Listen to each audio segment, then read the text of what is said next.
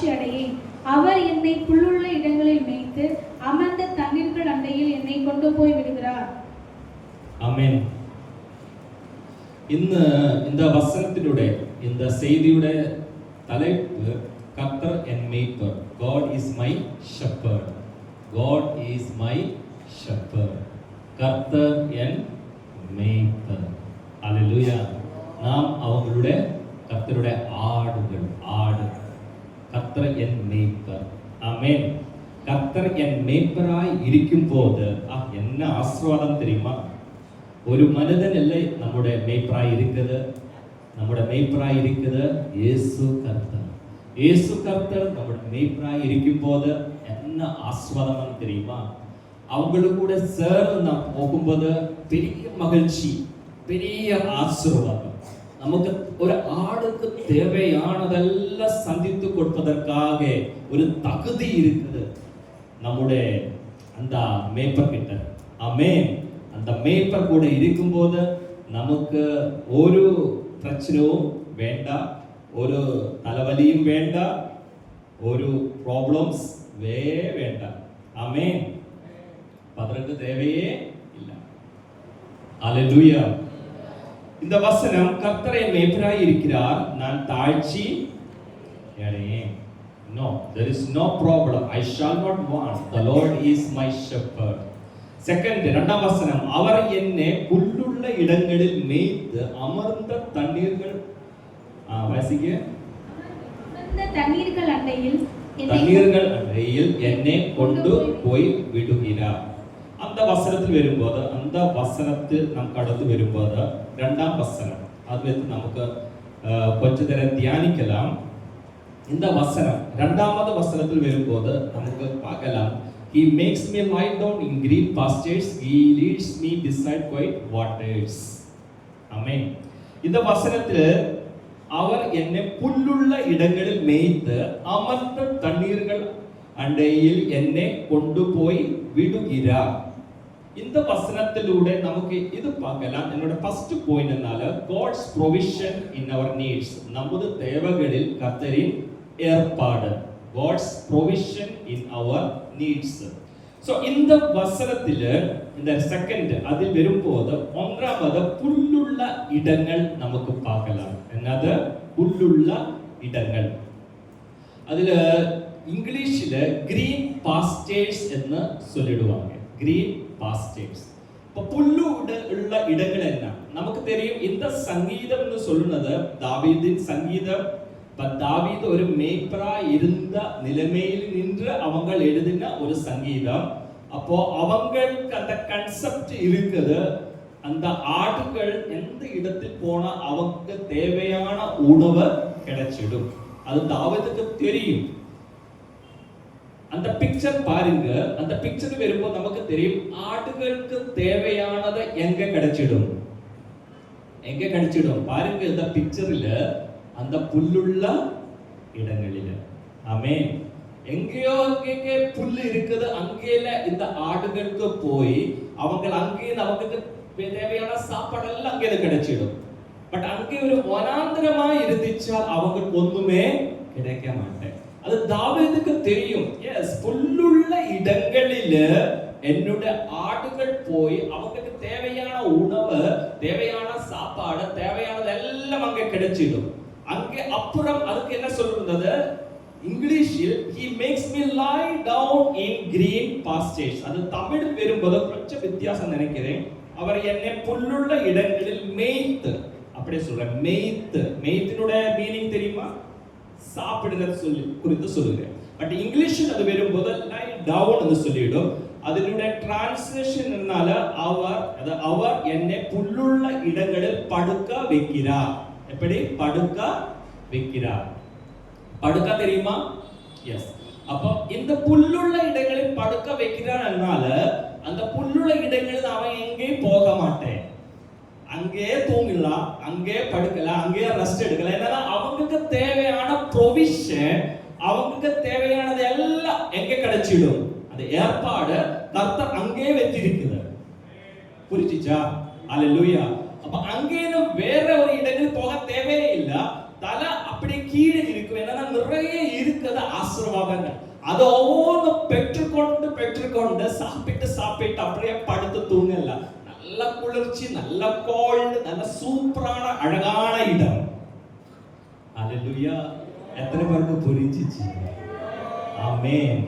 அதான் தாவீது சொல்லிருந்தால, அவர் என்னை புல்லுள்ள இடங்களில் மேய்த்து.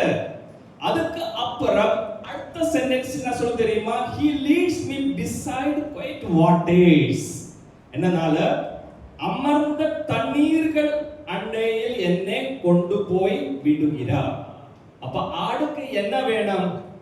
ஒரு சைடில் அவங்களுக்கு இது வேணும், புல்ல. அதுக்கு அப்புறம் அவங்களுக்கு என்ன வேணும்? தண்ணீர் வேணும். அப்ப தண்ணீரை குறித்து இந்த வசனத்தில் சொல்லும் போது ஆடுகளுக்கு பயம் இல்லாத தண்ணீர் குடிக்க வேணும். பயம் வரக்கூடாது. நமக்கு தெரியும், നമ്മുടെ இந்த ஒரகடம் ஊரில் லாஸ்ட் போகும்போது பெரிய ஒரு ஏரி இருக்குது. அந்த ஏரிக்குள்ள ஆடு போயிச்சா என்ன ஆயிடும்? அப்படியே டெத் ஆயிடும். கொஞ்சம் ஆழமான இடம், போக கொஞ்சம் கஷ்டம். பெரிய ஒரு ஆறு, நதி, ரிவர் இருந்துச்சு, அங்கே கொஞ்சம் கஷ்டம். அப்புறம் நிறைய நல்ல ஒரு நீர்வீழ்ச்சி இருக்கிற இடங்களில் போயிருந்துச்சால் அங்கேயும் கொஞ்சம் பிரச்சனை வந்துடும். அந்த நீர்வீழ்ச்சினால அங்கே அவங்களோட உயிர் போகல. அந்த சத்தம் இல்ல, சவுண்ட், அந்த சவுண்டினால அவங்களுக்கு பயம் வந்துடும் இந்த ஆடுக்கு. இப்போ பயம் விடாத அவங்கள சந்தோஷத்தோட போய் என்ன பண்ண வேண்டும்? அந்த தண்ணி குடிக்க வேண்டாப்பா. அந்தபடி வராதவன்னா ஒரு நல்ல அந்த தாவீதினுடைய கான்செப்டில் அந்த ஸ்ட்ரீம், அந்த குவைட் வாட்டர்ஸ், அதோட பிக்சர் இப்படியா இருக்குது பாருங்க, இப்படியா இருக்குது. இந்த தண்ணீர் கிட்ட வரும்போது அவங்களுக்கு பயம் இல்லை. என்னன்னா வாட்டர் அப்படியே, தண்ணீர் அப்படியே அவோட வேகம் இல்ல, എന്നാലും கொஞ்சம் வேகத்தில் போயே இருந்துடும். ஆடுக்கு பயம் இல்லாத தண்ணீர் குடிக்கலாம், சந்தோஷமா இருக்கலாம். அந்த சின்ன அந்த ஆறு அவங்களுக்கு க்ரோஸும் பண்ணலாம். ஹalleluya. அதை குறித்த இந்த வசனம் சொல்லுகிறது, அவர் என்னை புல்லுள்ள இடங்களில் மேய்த்து அமர்ந்த தண்ணீர்கள் அண்டையில் என்னை கொண்டு போய் விடுகிறார். கர்த்தர் என் மேய்ப்பர். ஆமென். அவர்கள் என்னை எங்கே கொண்டு போய் விடுகிறார்? இந்த இடத்துல. அந்த இடத்துல എനിക്ക് തണ്ണീർക്ക് ഒരു കുറവ് இல்லை, சாப்பாடுக்கு ஒரு குறவே இல்லை. ஹalleluya. என்னை கொண்டு விடுகிறார். that is the concept, that is the point. என்னை கொண்டு விடுகிறார், உன்னை கொண்டு விடுகிறார். ஹalleluya. நம்மளோட பிள்ளைகளை நாம் ஸ்கூல்ல அனுப்பி விட்டுடும், என்ன போய் படிச்சு என்ன பாஸ் ஆகி என்ன வேலை பண்ணடான்னு சொல்லி நான் அனுப்பியே விட்டே இருக்கிறேன். நம்முடைய கர்த்தர் என்ன பண்ணணும் தெரியுமா? நம்ம இந்த புல்லுள்ள இடங்களிலும் இந்த அமிர்த தண்ணீர் இடங்களுக்கு அனுப்பி விட்டுட்டு சொல்றேன், போய் சாப்பிடு, தண்ணீர் நிறைய குடிச்சிடு, சந்தோஷம் மகிழ்ச்சியா இருந்திடு. ஹalleluya. புரிஞ்சிச்சா? அதான் நம்முடைய கர்த்தர். எத்தனை பேருக்கு சந்தோஷம் உண்டு? ஹalleluya. நம்முடைய கர்த்தர் வல்லமை உள்ள கர்த்தர், உயிருள்ள கர்த்தர், ജീവനുള്ള ഹല്ലേലൂയ, നമ്മെ നേസിக்கிற பெரியவராയ வல்லவராய நம்முடைய ஆண்டவர் அவங்க உங்களை ஆசீர்வதிப்பாராக. இந்த கண்ணநாடு போன நாடுகளில் சவுதி அரேபியா தேசம் உங்களுக்கு தெரியும். சவுதி அரேபியா அந்த தேசத்தை உங்களுக்கு தெரியும், வனாந்திரம், டிசர்ட்டா இருக்கிற இடம். அங்க மழை இல்லை. பட் போன நாடுகளில் செம்ம மழை. இந்த சவுதி அரேபியா அந்த இடங்களில் அந்த வனாந்திரத்துல மழை வந்துட்டு இப்ப என்ன தெரியுமா? அந்த வறண்ட இடம் எல்லாம் என்ன ஆச்சு தெரியுமா? புல்லுள்ள இடங்களாய் மாறியாச்சு. அது நியூஸ் வாசிக்கிறவங்களுக்கு தெரியும், நிறைய போட்டோஸ் வந்தே இருக்கிறது. அது ஃபுல் அந்த டிசர்ட், அந்த வனாந்திரம் ஃபுல் என்ன தெரியுமா? பச்சை புல்லுள்ள இடங்களாய் சேஞ்ச் ஆகி போயே இருக்குது. அப்ப பெரிய ஒரு சந்தோஷம், நிறைய டூரிஸ்டுகள் எல்லாம் வந்தே இருக்கு. அப்ப அதுக்கு முன்னாடி வெப்பமா இருந்த அந்த இடம் கொஞ்சம் குளிர் ஆயிடுச்சு அந்த இடங்கள்ல எல்லாம். அது பெரிய ஒரு ஆசீர்வாதம். என்னன்னா യെശയ്യാ 35:1 ഒരു വസനമുണ്ട്. യെശയ്യാ 35:1 വസനം. അതിൽ என்ன எழுதி தெரியுமா? യെശയ്യാ 35:1 வனாந்திரமும், ஆமா, வனாந்திரமும் வறண்ட நிலமும் மகிழ்ந்து கடுவெளி கழித்து புஷ்பத்தை போல செழிக்கும். அது அது மிகுதியாய் செழித்து பூரித்து ஆனந்த களிப்புடன் பாடும். ஹalleluya. നമ്മുടെ കർത്തർ വല്ലമയുള്ള കർത്തർ. ഹalleluya. அவங்களால் எல்லாம் கூடாததாய் ஒன்றுமே இல்ல. நம்முடைய வாழ்க்கையில் என்ன தேவை வேணுமோ அது சந்தித்திடும், கர்த்தர் கொடுத்திடும். ஹalleluya. எல்லாம் சேஞ்ச் ஆயிடும். அத வசனம் சொல்லுது, வனாந்திரமும் வறண்ட நிலமும் அது என்ன ஆயிடும்? அந்த வறண்ட நிலம், அந்த வனாந்திர நிலத்தில் ஒரு மகிழ்ச்சி வந்துடும். ஆமென். துக்கமாயிருக்கிற, சோகமாயிருக்கிற உங்களுடைய இதயத்தில் ஒரு மகிழ்ச்சி வந்துடும். அது கொடுக்கிறார் யாரு? நம்முடைய இயேசு கர்த்தர். ஆமென். இப்ப நமக்கு தேவையான மகிழ்ச்சி கொடுக்கிறதுக்காக ஒரு வல்லமா அது கொடுக்கிறது யாரு? இயேசு கர்த்தர். அப்போ அந்த வனாந்திரமும் அந்த வறண்ட நிலம் மகிழ்ந்துட்டு சொல்லுங்க, டிசர்ட் கடுவெளி கழித்து அது ஃப்ளரிஷ் ஆயிடும். ஆமென். அந்த டிசர்ட்ல, அந்த வனாந்திரத்துல அந்த பச்சை புல் அது அப்படியே நிறைய வந்துட்டு புஷ்பத்தை போல செழிக்கும். ஆமென். நமக்கு புஷ்பம் பிடிக்கும்ல, the flowers, we like flowers. அதோட ஸ்மெல் அது நமக்கு ரொம்ப பிடிக்கும். அப்ப புஷ்பத்தை போல செழிக்கும் நம்முடைய வாழ்க்கை, அப்படியே செழிச்சிடும். ஹalleluya. அதுக்குள்ள வல்லமை நம்முடைய கர்த்தருடைய கரங்களில் இருக்குது. இந்த கால வேளையில் எத்தனை பேருக்கு அந்த நம்பிக்கை இருக்குது? எஸ் ஆண்டவருடைய என்னோட வாழ்க்கை, ஹalleluya, என்னோட வாழ்க்கை சொல்லுங்க, என்னோட வாழ்க்கை, என்னோட பிசினஸ், ஹalleluya, என்னோட எஜுகேஷன், என்னோட வேலை, என்னோட குடும்பம் ஒரு புஷ்பத்தை போல செழிக்கும். ஹalleluya. சொல்லுங்க விசுவாசத்தோட, நம்பிக்கையோட. எஸ், எனக்குள்ள ஒரு நம்பிக்கை இருக்குது, என்னோட ஊழியங்கள் ஒரு புஷ்பத்தை போல செழிக்கும். ஹalleluya. என்னோட எஜுகேஷன் ஒரு புஷ்பத்தை போல செழிக்கும். என்னோட எதிர்காலம் ஒரு புஷ்பத்தை போல செழிக்கும். ஆமென். என்னோட கண்ணீரில் அப்படியே எடுத்து மாற்றிடும். அந்த கண்ணீர் இருக்கிற அந்த இடத்துல ஒரு பூரணமான ஒரு சந்தோஷம் வெளிப்பட்டே இருக்கும். ஹalleluya. அந்த வெளிச்சம், ஆண்டவரோட அந்த வெளிச்சம் அங்க வெளிப்பட்டே இருக்கும். என்னோட குடும்பத்தில் சமாதானம் இல்ல, சமாதானம் இல்லைன்னு சொல்லும் போது, இயேசு கர்த்தரை நம்பி இருக்கும் போது அந்த சமாதானம் இல்ல என்று சொல்லுகிற அந்த வனாந்திர இடத்துல ஒரு பெரிய மகிழ்ச்சி கொடுப்பதற்காக என்னுடைய இயேசு கர்த்தர பிரசன்னம் அங்க வெளிப்படும். ஹalleluya. கரங்களை தட்டி ஹalleluya, கர்த்தருக்கு நன்றி செலுத்துங்க.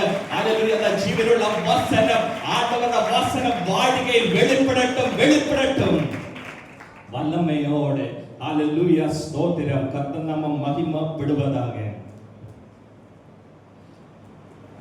அப்ப நம் கர்த்தரை நம்பி இருக்கும் போது, ஜபத்தில் அமர்ந்து இருக்கும் போது, நமக்கு தேவையானது எல்லாம் கர்த்தர் ஏற்பாடு பண்ணே இருந்திடும். நமக்கு திருமணம் வேணுமா? அதுக்குள்ள ஏற்பாடு கர்த்தர் பண்ணிடும். He will provide. அந்த ஏற்பாடு கர்த்தர் சந்தித்திடும். He will give that. திருமணம் இல்லன்னா குழந்தை இல்லன்னா ஒரு வீடு வேணும், ஒரு வேலை வேணும். நம்மளோட வாழ்க்கையில் நிறைய தேவைகள் இருக்குது. அதெல்லாம் ஆண்டவர் சந்தித்திடும். உங்களுக்கு தெரியும், போன 2 வாரம் நான் நார்த் இந்தியாவில் இருந்தது.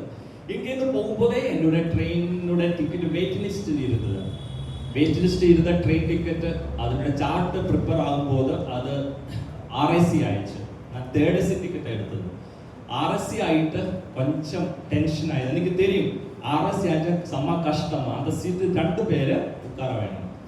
அப்போ நார்த் இந்தியாக்கு போகும்போது ஐயோ செம்ம கஷ்டம். உங்களுக்கு தெரியாது, நான் நிறைய ட்ராவல் பண்ணியிருக்கேன் நார்த் இந்தியாவில். ஈவன் ஃபர்ஸ்ட் ஏசி முதல் செகண்ட் ஏசி, தேர்ட் ஏசி எல்லாம் லோக்கல்ஸ்னே கொண்டு நிறைகிற ஒரு இடமான நார்த் இந்தியா. நமக்கு கேர்ஃபுல்லாக ட்ராவல் பண்ண செம்ம கஷ்டம். இப்போ தேர்ட் ஏசியான பின்ன சொல்ல வேற தேவையே இல்லை. அப்போ நான் RSC கொஞ்சம் பயம் இருந்தது. எந்திருந்தாலும் ஓகே. நான் அமர்ந்து இருக்கும்போது சென்னையில் ஒரு ஃபேமிலி வந்துச்சு. பாருங்க, நான் இருக்கிற அந்த பர்த், அதோட பைக்கில் இருக்கிற பர்த், 2 பர்த். அந்த 2 பர்த்தில் கூட சேர்த்து எத்தனை பர்த் தெரியுமா? 2 லேடிஸ், 3 சின்ன பசங்கள், அப்புறம் 22 வயதுள்ள ஒரு வாலிபர். இத்தனை பேர் 2 பர்த் RSCயில் இருக்குது. பாருங்க, ஒருவர் மட்டும் இந்த பறவை இல்லை, இத்தனை பேர். எனக்கு குறிச்சிச்சு அடுத்த 2 ராத்திரி எனக்கு தூக்கம் கிடைக்க மாட்டேன். என்ன பண்ணணும் தெரியாது, டென்ஷன் வந்துடும், கொஞ்சம் டிப்ரெஸ் ஆயிடும். அப்புறம் நான் கர்த்தரை பார்த்தாச்சு. ஓ ஆண்டவரே, இது பெஸ்ட் டைம், கொஞ்சம் என்ஜாய் பண்ணலாமே. என்னோட மைண்ட் சேஞ்ச் பண்ணியாச்சு. நான் என்ன ஒரு சைடில் வேணா இப்படி யோசிக்கலாம், டென்ஷன், ஓ என்ன ஆயிடும், தூங்க முடியாது, உட்கார முடியாது, சம கஷ்டம் சொல்லி டென்ஷன் எடுக்கலாம்.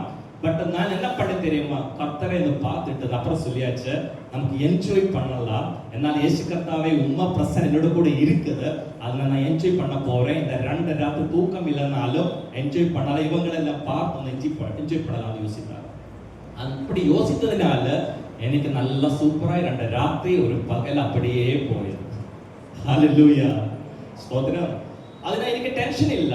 ஒரு ராத்திரி கொஞ்ச நேரம் தூங்கியாச்சு, அடுத்த நாள் தூக்கமே வரவே இல்லை. அப்புறம் வாரணாசி போய் தூங்கலாம்னு யோசித்தேன். ஓகே, அப்ப கர்த்தர் மேல் ஒரு நம்பிக்கை இருக்கும் போது என்ன ஆயிடும், நமக்கு இந்த டென்ஷன் எல்லாம் அப்படியே சீரோ ஆகி போயிடும். ஹல்லேலூயா. வாரணாசியில் போகும்போது இந்த ஊழியங்கள் கிராமங்களில் போயிட்டு ഫസ്റ്റ് 4 നാള് വാരണാസിയിൽ നിന്ന് 100 കിലോമീറ്റർ ദൂരെ ഒരു ഗ്രാമത്തിൽ പോയി അങ്ങേ സ്റ്റേ പണി ഊഴിയം കാലയും മാലയും മെസ്സേജ് കൊടുത്തേ ഇരുന്നത്. ഒരു വാട്ടി ഇങ്ങനെ വന്നവങ്ങൾക്ക് தெரியும், ഒരു ബ്രദർ കൃപേന്ദ്രൻ ഫാമിലി ഇങ്ങനെ വന്ന് ഊഴിയം மெசேஜ் கொடுத்து செய்தி கொடுத்து அவங்க வைஃப் குழந்தை ஜெயிலில் போய அந்த செய்திகள் அவங்களோட கூட போய் ஸ்டே பண்ணி அவங்களோட கூட காலை மாலையில் அவங்கள ஹவுஸ் சார்ஜ் என்ன அவங்களுக்கு சர்ச் இப்போ இல்லை, அதை க்ளோஸ் பண்ணியாச்சு, அதை ரிமூவ் பண்ணியாச்சு. அதனால அவங்க இப்போ ஊர்களில் எல்லாம் ஹவுஸ் சர்ச் ஸ்டார்ட் பண்ணியாச்சு. அங்கே எல்லாம் விசுவாசிகளை கேதர் ஆகிடும். இப்போ அவங்களோட கூட போயிருந்து ஆராதித்து செய்திகளை கொடுத்து அப்புறம் பாஸ்டர் சந்தில் அவங்களோட ஹவுஸ் அவங்கள வீட்டு சர்ச்சு அங்கே ஞானஸ்நானம் இருந்தது. வேறொரு சர்ச் ஞானஸ்நானம் நான் கொடுக்கவே இல்லை, பைபிள் கிளாஸ் மட்டும் கொடுத்து டிராவல் பண்ணியே இருந்தது. பட் உங்களுக்கு தெரியுமா, நமக்கு இங்கே ஃப்ரீடமாக இருக்கும்போது அங்கே கொஞ்சம் பயத்தோடு நிற்க வேண்டும். செய்தி கொடுக்கும்போது இப்படியே பாருங்க, யாராவது வருவீங்களா வெளியே, கொஞ்சம் பயம் இருக்கு, எல்லாருக்கும் பயம் இருக்கு. அந்த பயத்தின் இடையிலும் சபையில் நிறைய மக்கள் கைத்தட்டி ஆராதித்தே இருக்குது. ஒரு சர்ச்சில் பைபிள் கிளாஸ் கொடுக்கும்போது வெளியே மார்க்கெட்டில் ஆட்கள் தேடியே இருந்ததை இந்த இடத்துல ஏதாவது சர்ச் இருக்கா இல்லையா, ஏன்னா அது பிரச்சனை படுத்திருக்காங்க. பட் நாங்கள் தப்பிச்சாச்சு அங்கே இருந்தோம். பட் அங்கே நிறைய சூழ்நிலைகள் இருக்குது, கர்த்தருடைய கிருபையினால் எல்லாம் நல்லா போயிருக்குது. பட் என்னன்னால கர்த்தர் மேல் நம்பிக்கை இருக்கிறதுனாலும் அந்த விசுவாசம் இருக்கிறதுனால ஜெபம் இருக்கிறதுனாலும் கர்த்தருடைய பாதுகாப்பு நம்மளோட கூட இருக்குது. ஹல்லேலூயா. அப்ப அந்த கர்த்தர் நமக்கு தேவையானதெல்லாம் என்ன பண்ணிடும், ஏற்பாடு பண்ணிடும். ஆமென். நமக்கு தேவையானதெல்லாம் கர்த்தர், கஷ்டம் இருந்துச்சாலும் பிரச்சனை இருந்துச்சு அதுக்குள்ள ஏற்பாடு ஆண்டவர் கொடுத்திடும். அது கர்த்தருடைய ஒரு டிசிஷன். எஸ், என்னோட பிள்ளை அவங்க வேண்டது நான் கொடுத்திடும். உங்களுக்கு என்ன வேணுமா அது ஆண்டவர் உங்களுக்கு கொடுத்திடும். உங்களுக்கு என்ன வேணுமா அது ஆண்டவர் உங்களுக்கும் கொடுத்திடும். ஹல்லேலூயா. എന്നാ அதுக்கு அப்புறமாய் நாம் என்னாவது ஒரு ஆசை வைத்திருந்தால் அதுக்கு என்ன சொல்லிடும், அது எக்ஸசிவ் டிசையர்னு சொல்லிடுவாங்க, அதிகப்படியான ஆசை. ஆமென். நான் வசனம் வாசித்தா 23:2 அவர் என்னை புல்லுள்ள இடங்களில் மேய்த்து அமர்ந்த தண்ணீர்கள் அடையில் என்னை கொண்டு போய் விடுகிறார். விடுகிறார் என்னன்னு சொன்னா ஏற்பாடு அவங்க பண்ணியாச்சு, உனக்கு வேண்டது எல்லாம் அங்கே விட்டுட்டாங்க. என்ன அதுக்கு அப்புறமாக அந்த இடத்தில் நின்று மேல அந்த போட்டோ ஒரு வாட்டி கூட அந்த புல்லுள்ள போட்டோ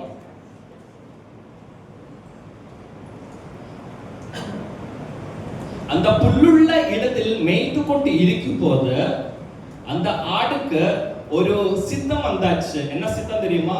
எஸ், அந்த புல்லுள்ள இடம், ஆடு புல்லுள்ள இடம். அந்த ஆடு புல்லுள்ள இடங்களில் மேய்த்து கொண்டு இருக்கும் போது ஆடு அந்த தலை உயர்த்தி பாரும் போது கிட்ட என்ன இருக்கும் தெரியுமா? ஒரு பெரிய மலை. என்ன இருக்குது? ஒரு மவுண்டன், மலை இருக்குது. அப்போ அந்த மலையில ஆடுக்கு போனோம். இந்த போட்டோ இல்ல, வேற போட்டோ, ஃபர்ஸ்ட் போட்டோ. ஓகே, அந்த மலைக்கு மேல் பார்க்கும்போது அங்க நிறைய ஃபாரஸ்ட் இருக்குது, நிறைய மரங்கள் இருக்குது. அப்ப ஆடுக்கு என்ன யோசித்தா, இந்த இருக்கிற தண்ணி ஓகே போதும், இந்த தண்ணி இந்த புல்லுள்ள இடம் விட்டுட்டு நான் என்ன பண்ணிடுவாங்க, அந்த மலையில நிறைய காடு இருக்கிற அந்த இடத்துக்கு போயிட்டு நான் சாப்பிடலாம், மேய்க்கலாம். ஏன்னா அங்க நிறைய இருக்குன்னு ஒரு ஆசை, ஒரு சித்தம் அந்த ஆடுக்குள்ள மைண்டில் வந்துச்சா அது என்ன ஆயிடும், அது கொஞ்சம் டேஞ்சர் தானே. அந்த காடு இருக்கிற அந்த மலை மேல் போகும்போது, அந்த காடு இருக்கிற இடங்கள் போகும்போது அங்கே என்ன இருக்கலாம், லயன், சிங்கம், வேற என்னது இருக்கலாம், அது உயர்க்க ஆபத்து. அப்ப பாருங்க, கீழே இருக்கிற இடத்தை நல்லா ஓகே எல்லாம் ஆட்டர் கொடுத்து இருக்கிறது, பட் இப்ப என்னோட ஆசை என்ன, அங்க மேல ஏறி போகணும். அതാണ് எக்ஸசிவ் டிசையர் என்று சொல்லுகிறது. என்னது? அதிகப்படியான ஆசை, அதாவது அளவுக்கு மீறின ஆசை. அது கர்த்தரினுடைய வேலையை நிறுத்துகிறது நம்முடைய வாழ்க்கையில். ஆமென். உதாரணமாக നമുക്ക് യേശു കർത്താവ് ചൊല്ലിയ ഒരു വചനമുണ്ട്. ലൂക്കാവിൻ സുവിശേഷത്തിൽ വരുമ്പോൾ അതിന്റെ 14-ാം അധികാരം അതിന്റെ 18 മുതലുള്ള വചനം വാസിക്കുമ്പോൾ നമുക്ക് தெரியும் യേശു കർത്താവ് ചൊല്ലിയത് എന്നാൽ அவர்கள் எல்லாரும் உங்களில் ஒருவன், லூக்கா 14:28, உங்களில் ஒருவன் ஒரு கோபுரத்தை கட்ட மனதாய் இருந்து அஸ்திபாரம் போட்ட பின்பு முடிக்க திராணி இல்லாமல் போனால், முடிக்க என்ன திராணி இல்லாமல் போனால் பார்க்கிறவர்கள் எல்லாரும் இந்த மனுஷன் கட்ட தொடங்கி முடிக்க திராணி இல்லாமல் போனான் என்று சொல்லி தன்னை பரியாசம் பண்ணாதபடிக்கு பண்ணிட்டு அதை கட்டி தீர்க்கிறதற்கு தனக்கு நிர்வாகம் உண்டோ இல்லையோ என்று முன்பு அவன் உட்கார்ந்து செய்யும் செலவை கணக்கு பார்க்காமல் இருப்பானோ. ஆமென். ஒரு கணக்கு வேணும். ஹalleluya. அது இயேசு கர்த்தர் சொல்லிய வசனமா. நம்ம ஒரு வீடு, ஒரு கோபுரம் கட்ட போறதுக்கு முன்னாடி நம்ம என்ன பண்ணிடும், നമ്മുടെ കരങ്ങളിൽ എത്ര പണം இருக்குது, நம்மால் முடியுமா, ബഡ്ജറ്റ് എടുത്തിടും, അതിലൂടെ കൺസ്ട്രക്ഷൻ, അതിലൂടെ സ്ട്രക്ചർ എല്ലാം വർക്ക് എല്ലാം பண்ணிட்டு நம்ம யோசித்திடும் എന്നാൽ முடியுமா இல்லையா. கேரளாவில் போகும்போது நிறைய இடங்களில் வீடு அஸ்திவாரம் மட்டுமே இருக்குது. வீடு அதுக்கு மேலே சுவர் இல்ல. சில இடங்களில் போய் பார்க்கல, சில இடங்களில் கான்கிரீட் மட்டும் போட்டுட்டு அப்படியே விட்டு இருக்குது. ஏன்னா பணம் இல்ல. நிறைய மக்கள் என்ன பண்ணிடுமா, லோன் எடுத்துட்டோம், வீடு கட்ட ஸ்டார்ட் பண்ணிடும், அப்புறம் அது முடிக்கிறதுக்கு திராணி இல்லாத அப்படியே விட்டுடும். கனவு இருக்குது, பட் முடியலன்னா எதுக்கு? அத கர்த்தர் சொல்ல, உன்னால் முடியலன்னா அதை விட்டுடு. ஆமென். உன்னால் முடியலன்னா அதை விட்டுடு. அதை ஸ்டார்ட் பண்ணிட்டு முடியலன்னா கேரளாவில் அப்படி நிறைய இடங்கள் இருக்குது. வீடு இல்ல, வீடு கொஞ்சம் மட்டும் இருக்குது, பணம் இல்ல, அப்படியே விட்டு போயாச்சு. ஹalleluya. அதெல்லாம் என்னோட வீடு, கேரளாவில் என்னோட வீடு, என்னோட பிரதர் இப்ப அங்க இருக்குது. 65 கன்ஸ்ட்ரக்ட் பண்ணிய வீடு, ஒரு சின்ன சுந்தரமான ஒரு வீடு. அது இப்போதும் அப்படியே இருக்கு. அவங்க பண்ணவே இல்லை. என்ன தெரியும், ஒரு வீடு கட்ட போனா 30-40 லட்சம் ஆயிடும். அதுல கை வைக்கவே இல்ல. ஆமே. என்னன்னா அவ்வளவு பணம் கை இருந்துச்சா பண்ணலாம், இல்லன்னா பண்ண வேண்டாம். ஒரு 5 lakhs வைத்துட்டு 10 lakhs நமக்கு பண்ண முடியுமா? முடியாது. நம்ம முடியாது. அப்ப நம்ம பிரான் பண்ணிடும். அதான் இயேசு கர்த்தர் உன்ன முடியலன்னா விட்டுடு. அந்தபடி நம்மளோட வாழ்க்கையில் நிறைய பிரச்சனை வருது. திருமணம் முக்கிய பிரச்சனை. திருமணம் வரும்போது, ஒரு திருமணம் வரும்போது இது என்ன சொல்றேன், ஒரு திருமணம் பண்ண போகும்போது அந்த திருமணத்துக்கு தேவையான நிறைய இருக்குது இல்ல. திருமணம் பண்ணும்போது பேலஸ் என்ன சொல்றது, மண்டபம் புக் பண்ணணும், அது பண்ணணும். இது நிறைய நமக்கு ஆசை இருக்குது, பட் அதுக்குள்ள பணம் வேணும். இப்ப மக்கள் என்ன பண்ணிடும், நிறைய லோன் அங்க இங்க இதெல்லாம் கணக்கு எடுத்துடும். ஆமே. நமக்கு என்ன அம்பானியா? அம்பானிக்கானது அவங்களுக்கு பணம் இருக்குது. நம்மால் முடியுமா?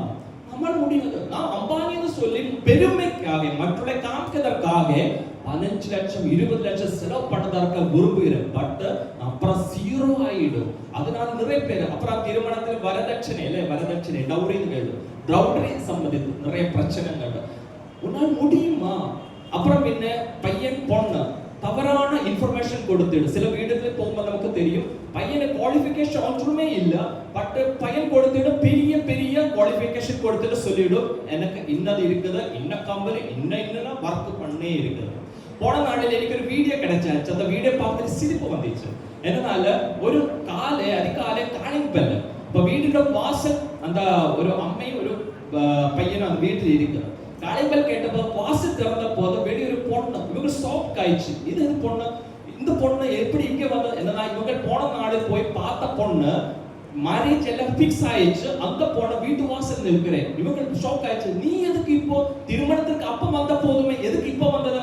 அதே நீங்கயும் உங்களோட ஃபேமிலி எல்லாம் என்னோட வீட்டில் வந்த கிச்சன் பார்த்தாச்சு, வீடு பார்த்தாச்சு, எல்லாம் பார்த்து பேசி போயில்லே, எனக்கு பார்க்க வேண்டையா? எனக்கு பார்க்கணும், அதுக்காக நான் வந்தது. ஐயோ அது முறையிலேயே, அப்படி நடக்க கூடாது. நம்ம ஊரில் வீட்டார் என்ன சொல்லிடும்? ஹலோ, வீட்டார் என்ன சொல்லட்டும், நான் வரது இந்த வீட்டுல, நீங்க எதுக்கு என்னோட வீட்டில் வந்தது? என்னோட வீட்டில் வந்துட்டு என்ன தேவை இருக்கு? நான் உங்களோட வீட்டில் வந்த, நான் பார்க்கணும் நீங்க என்ன பண்றேன், உங்களோட வீடு என்ன இருக்குது. வீட்டுக்குள்ள பிரவேசித்துட்ட பேசி இருக்கும் போது ஒருவர் வந்தாச்சு. ஏய், எங்கே அந்த 1 லட்சம் ரூபாய் கொடுத்துடு. அப்புறம் வேற ஒருவர் கடன் பிரச்சனை ஆயிடுச்சு. அப்புறம் விசாரித்து என்ன பிரச்சனை? அப்ப அம்மா சொல்லியாச்சு, மகளே இவனுக்கு வேலை இல்ல, பிசினஸ் எல்லாம் போயாச்சு, நிறைய கடமா. அப்படியா? பட் அந்த வீட்டுக்கு வந்தபோது எனக்கு 2 பிசினஸ் உண்டு அப்படியே சொல்லிடு.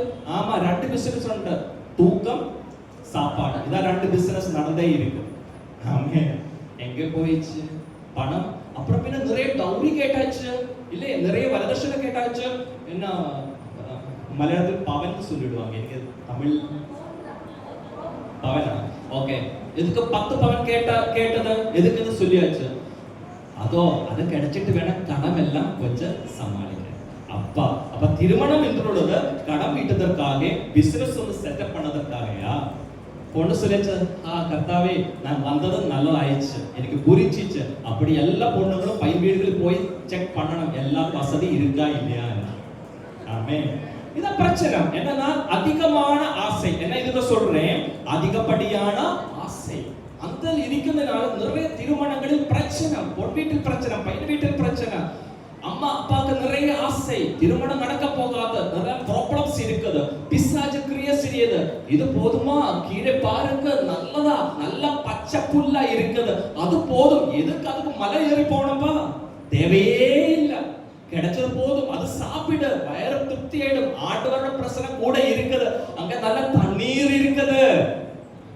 அல்லேலூயா, நல்ல தண்ணீர் இருக்குது, அது போதும். எதுக்கு மேலே போனோம்? மேலே போகும்போது கொஞ்சம் கஷ்டமா, கொஞ்சம் டேஞ்சரா, அங்கே நீர்வீழ்ச்சியும் இருக்குது. அல்லேலூயா, அங்கே போகாதுங்க. நிறைய கனவுகள் நல்லதா, பட் நாம் நம்மை தானே பார்க்க வேண்டும். சிலருக்கு ஐபோன் இல்லாத வாழ முடியாத, குடும்பத்தில் பணம் இருக்கா? இல்ல.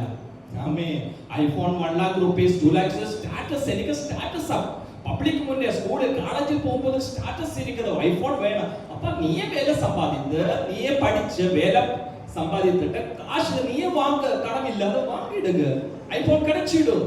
சிலருக்கு 2 lakhs 3 lakhs பைக் வேணும், வாங்க, நீ சம்பாதித்து. எதுக்கு பேரண்ட்ஸ் தொந்தரப்படுத்தியே இருக்குது? முடியாது. ஹalleluya, முடியாது. ஹalleluya, லோனுக்கு பின்னால போய் லோனுக்கு மேலே லோன். பட் ஆண்டவர் எல்லாம் ஏற்பாடு பண்ணி இருக்குது. பட் நம்மளோட ஆசை என்ன? அதிகமான ஆசை. அதிகமான ஆசை போகும்போது நிறைய பள்ளங்கள் வீணே இருக்குது. ஆமென். 2 ராஜாக்கள் அதுல 5ஆம் அதிகாரத்தில் வரும்போது ஒரு உதாரணம் சொல்வதற்காக நான் விரும்புகிறேன். அங்கே வாசிக்க வேண்டாம். அடுத்து வரும்போது சிரியா தேசத்துல ஒரு ராஜா இருந்தது. அந்த ராஜாவினுடைய படைத்தலைவன் நாகமானை குறித்து உங்களுக்கு தெரியும். யாரு? நாகமான். நாகமான் என்ன தெரியுமா? குஷ்டரோகம் வந்தாச்சு. என்ன வந்துச்சு? குஷ்டரோகம். குஷ்டரோகம் வந்துட்டு அதை சுத்தமாவதற்காக என்ன வழி இருக்கிறது யோசிக்கும் போது அங்கே அந்த தேசத்தில் எலிசா தீர்க்கதரிசி இருந்தது. அப்ப எலிசா தீர்க்கதரிசியை கூப்பிட்டுட்டு எலிசா பக்கத்துல நாகமான் வந்த போது எலிசா என்ன சொல்லி தெரியுமா? நீ என்ன பண்ண வேண்டாம், யோர்தானில் 7 தடவை ஸ்நானம் பண்ணு சொல்லியாச்சு. யோர்தானில் 7 தடவை ஸ்நானம். அப்ப நமக்கு தெரியும் நாகமான் செம்ம கோபம் வந்துச்சு. எதுக்கு ஒன்னு கட்டளையிட்ட போதுமே, எதுக்கு 7 தடவை சொல்லியது? ஹalleluya. பட் பண்ணணும், சொல்லணும் 7 தடவை ஸ்நானம் பண்ணணும் சொல்லி பண்ணி இருக்கணும். 3 நாள் உபவாசம் சொல்லுங்க, 3 நாள் உபவாசம் இருக்கா வேண்டும். 7 நாள் உபவாசம் சொல்லுங்க, பண்ணி இருக்கா வேண்டும். ஜபத்தில் அமர்ந்திருக்கணும் சொல்லும்போது அமர்ந்திருக்க வேணும். ஹalleluya. 7 நாள் அந்த எரிகோக்கு மதிலுக்கு சுற்றணும் என்று சொல்லும்போது அது பண்ணி இருக்கணும். அப்புறம் 7 நாள் மறுபடியும் 7 தடவை சுற்றும் போது மட்டும் அந்த எரிகோ கீழே விழுந்திடும். ஹalleluya. இப்போ வசனம் நம்மோட பேசும்போது அது அப்படியே பண்ணி இருக்க வேண்டும்.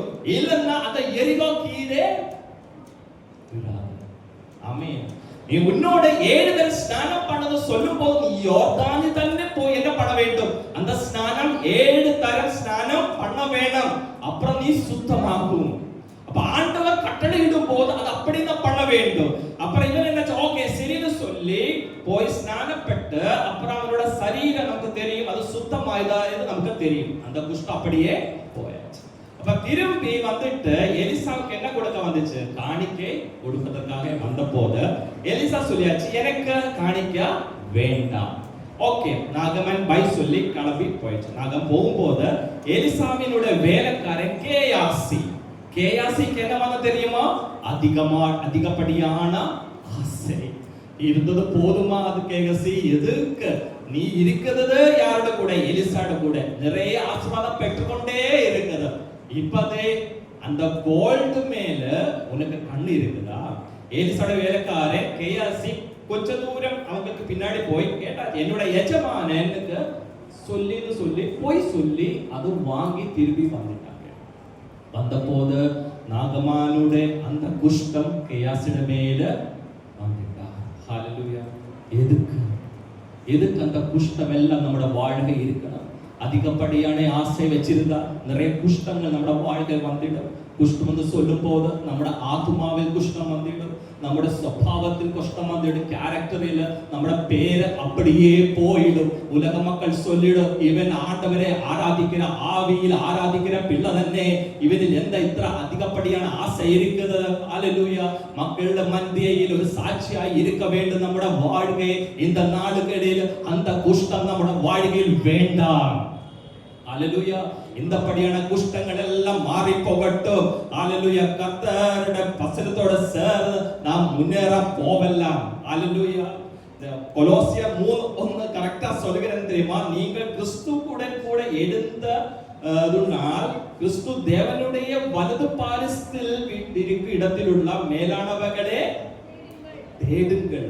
தேடுங்கள் சொல்லுவது தெரியுமா? தேடுங்கள், அது மேலானது தேடுங்கள்னு சொல்லி இருக்கிறதுனால நான் தேடியே இருக்குது. அப்பா நீ தேடி இருக்கிறது கரெக்ட் தானே, பட் அமிதமான ஆசை தீர்ச்சிட்டு நீ அங்கே போயிருந்துச்சால குஷ்டம் மற்றும் நம்மளோட வாழ்க்கையில கிடைச்சிடும். ஹல்லேலூயா. ஆமென். രാജകളിനുടെ 1 പുസ്തകം 17 அதிகாரத்தில் வரும்போது നമുക്ക് அங்கே பார்க்கலாம் ஏலியாவு அப்புறம் சாரிபாத் ஊரிலுள்ள ஒரு விதவையை நமக்கு பார்க்கலாம். ஏலியாவின் நாட்களில் தேசத்தில் மழை இல்லை. அப்போ கர்த்தர் ஏலியாவுக்கிட்ட சொல்லியாச்சு ஒரு வார்த்தை கூட, நீ என்ன பண்ண வேண்டும்? சாரிபாத் என்ற ஊரில் போயிடுக்கு. ஹல்லேலூயா. நீ சாரிபாத் ஊரில் போயிடும்போது அங்கே ஒரு விதவை நீ பார்க்கலாம். ஒரு விதவைக்கு நான் கட்டளை இட்டேன் என்றார். எதுக்கு கட்டளை இட்ட தெரியுமா? உன்னை பார்க்கறதுக்காக, உனக்கு தேவையானதை கொடுப்பதற்காக நான் அந்த சாரபாத்தின் விதவைக்கு கட்டளை இட்டேன் என்று ஆண்டவர் சொல்லினார். அந்த ஊரில் வந்துட்டு அப்படியே அந்த ஏலியா அந்த ஊரில் வரும்போது அந்த வாசல் வரும்போது அங்கே நான் பார்க்கலாம் அந்த ஸ்திரீ அங்கே என்ன விறகு பெருக்கி கொஞ்சம் விறகு பெருக்கி இருக்குது அங்கே பார்க்கலாம். அதை பார்த்த உடனே ஏலியா புரிஞ்சிச்சு இது அந்த விதவா, ஆண்டவர் கட்டளையிட்ட அந்த விதவா. அப்ப அவங்களுக்கு கேட்டாச்சு தெரியுமா? எனக்கு குடிக்கிறதுக்கு கொஞ்சம் தண்ணீரும் கொஞ்சம் அப்பவும் வேணும். ஹல்லேலூயா. என்ன வேணும்? குடிக்கிறதுக்கு கொஞ்சம் தண்ணீர் கொஞ்சம் அப்பம் வேணும் என்று சொல்லியாச்சு. அப்ப விதவா என்ன சொல்லி தெரியுமா? எஸ் கொண்டு வரலாம், பட் என்னோட கரங்களில் கொஞ்சம் தண்ணீர் கொண்டு வரலாம், பட் அப்பம் என்ன அது கொஞ்சம் பானை ஒரு பிடி மாவும் கரையத்தில் கொஞ்சம் எண்ணெயும் மட்டுமா இருக்குது, அது சாப்பிட்டுட்டு நானும் என் குமாரனை செத்து போக என்ன யோசிக்கிறேன். சூசைட் அல்ல, தற்கொலை இல்ல, அது சாப்பிட்டுட்டு அப்புறம் கொஞ்ச நாள் அப்படியே இருக்கும் போது உணவு இல்ல ஃபுட் இல்லாத இருக்கும் போது என்ன ஆயிடும்?